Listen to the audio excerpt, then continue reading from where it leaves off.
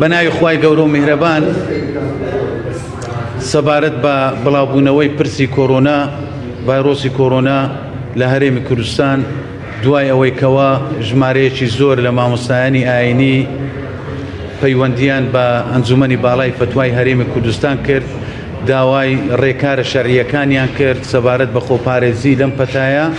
ئەنجومەنی باڵای فتوای هەرێمی کوردستان بە کۆی ئەندامەکانیەوە ئەم کۆبوونەوەی ئیمڕۆ ئەنجامدا لە بارگای مەکتەبی تەنفیزی یەکێتی زانایانی ئاینی ئیسلامی کوردستان دوای دراسەکردنی بابەتەکە ئەم ڕێکارە شەرعیانەی کە ئێستا عەرزتان دەکەین وەکو ڕێکاری شەرعی ئەنجومەنی باڵای فتوا لە هەرێمی کوردستان ئاراستەی سەرجەم هاوڵاتیانی کوردستانەکەین.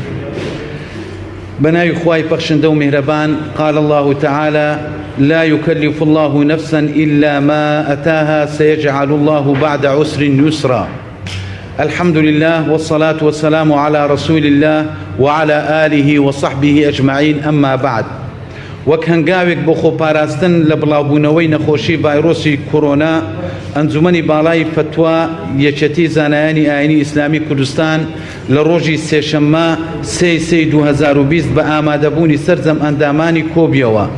لە کۆبوونەوەکەدا دوای تاوتوێکردنی هەموو ڕەهەندەکانی نەخۆشیەکە و لێکۆڵینەوەی وردی دەقە شەرعیەکان و مەبەستەکانی شەریعەت ئەنجومەنی باڵای فتوا بڕیاری لەسەر ئەم خاڵانەی خوارەوەدا.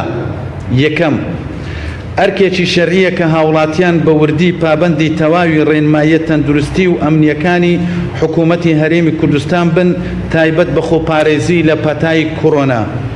دووەم، بە پێی شەرع ناتوانرێ لە ئێستادا وتاری هەینی مزگەوتەکان ڕابگیرێت، تەنیا لەو شوێنانە نەبێت کە بە دڵنیاییەوە نەخۆشیەکەی لێ بڵاوبوویتەوە و دەبێتە پەتا واتا وەبا. ئەو کات دەکرێت بە شێوەی کاتی تا کۆتایی هاتنی ڤایرۆسەکە بە هەماهەنگی لەگەڵ ئەوقاف و تەندروستی و لێژنەی فتوای سنوورەکە نوێژی بە جەماعەت و وتاری هەینی لەم شوێنە ڕابگیرێت.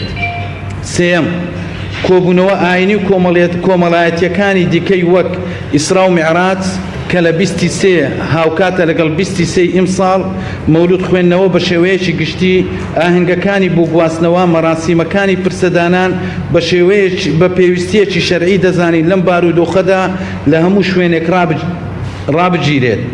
لە پرسەدا تەنیا بەشداری نوشتن و شوشتن و نوێشکردن و ناشتنی تەرمەکان بکرێت و لەسەر گۆڕستان کۆتایی بە پرسەکە بهێنرێت. چوارەم، ئەوانەی بە ڤایرۆسی کۆرۆنا گیان لەدەست دەدەن پلەی شەهیدیان هەیە. لایەنی پەیوەنددار لە حکوومەتی هەرێمی کوردستان بەرپرسە لە ڕێکارەکانی شوشتن و ناشتن و بە خاک سپاردنیان و نوێش لەسەرکردنیان بە پێی ئەحکامەکانی شەریعەتی ئیسلام. پێنجەم، ئەو کەسانەی نەخۆشن یان مەترسی توشبوونیان هەیە دەتوانن ئەو ماوەیە تا نەخۆشیەکە دەڕوات بەشداری نوێژی هەینی و جەماعەت نەکەن.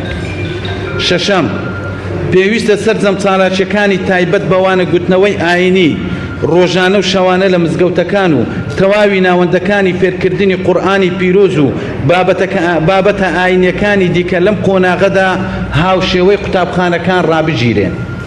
حەوتەم، سەردانی نەخۆش نەکرێت چ لە ماڵەوە یا لە نەخۆشخانە و بە تەلەفۆن ویا بەنامە ئەم سونەتە ئەنجام بدرێت. هەشتەم، هەموو ئەوانەی لەو وڵاتانە گەڕاونەتەوە کە ڤایرۆسەکەی تێدایە بە تایبەت لە ئێرانەوە واجبێکی شەرعیە کە بە زووترین کات سەردانی لایەنی پەیوەنددار بکەن بۆ پشکنین و دڵنیابوونەوە لە نەخۆشیەکە و پاراستنی خۆیان و خێزان و هاوڵاتیان بە پێچەوانە گوناهبار دەبێت. نوێیەم، هەر کەسێک گومانی ئەم ڤایرۆسە لە خۆ بکات حرامە تێکەڵی و سەردانی خەڵک بکە تەنانەت بۆ جومعە و جەماعەتیش بێ، بەڵکو پێویستە بە زووترین کات سەردانی لایەنی پەیوەنددار بکات. دەیەم، داوا لە وتاربێژەکان دەکەین کە لەو ماوەیەدا وتاری هەینی کورد بکەنەوە و هەروەها پاک و خاوێنی مزگەوتەکان زیاتر ڕابگیرێت و ئامۆژگاری هاوڵاتیان بکەن دەست و نوێژەکان لە ماڵەوە ئەنجام بدەن.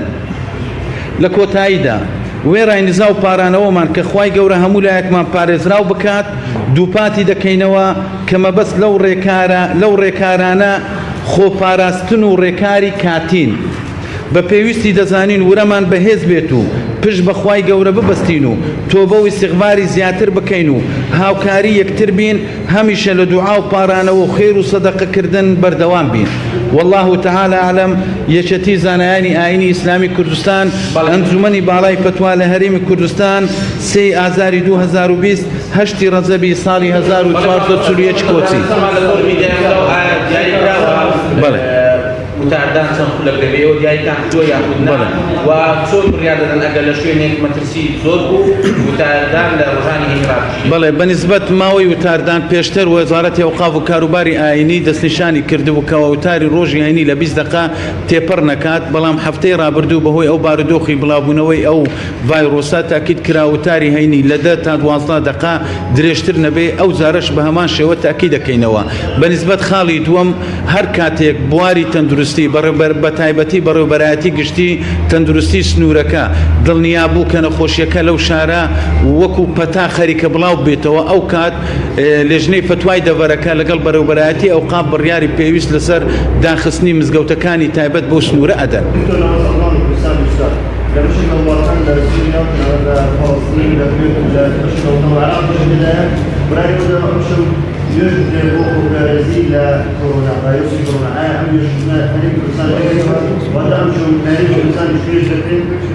جنابی شیخ حسن جواب داتەوە سەرۆکی ئەنجومەنی باڵای فتوا.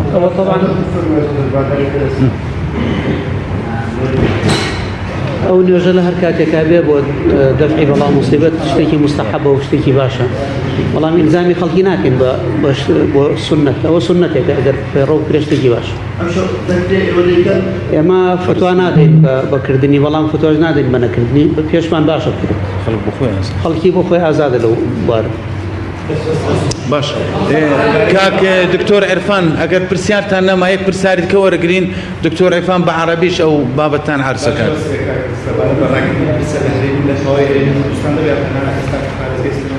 نه ڕاگررتنی پرسە تایبەتە بە هەموو هەرێمی کوردستان، هیچ شوێنێکی لێ زیان ناکرێتەوە و بە شێوەیەکی گشتیە. پێشتریش بەڕێزان پارێزگاری دوهۆک و هەولێر و سلێمانی و پارێزگای هەڵەبجە کاری پێویستیان بۆ ئەو بابەتە ئەنجامدا بوو. ناودەکان سندنی ڕاکرد لە زانکۆ و ناودەکان یعنی چ بەلایەکێکە نزانێ پارێزگاوەیە بەناودەکان پارێزگا ئەوە دەزانێت لە شەریشدا پێشەوەی توش بن دەبێت ئامادەکاری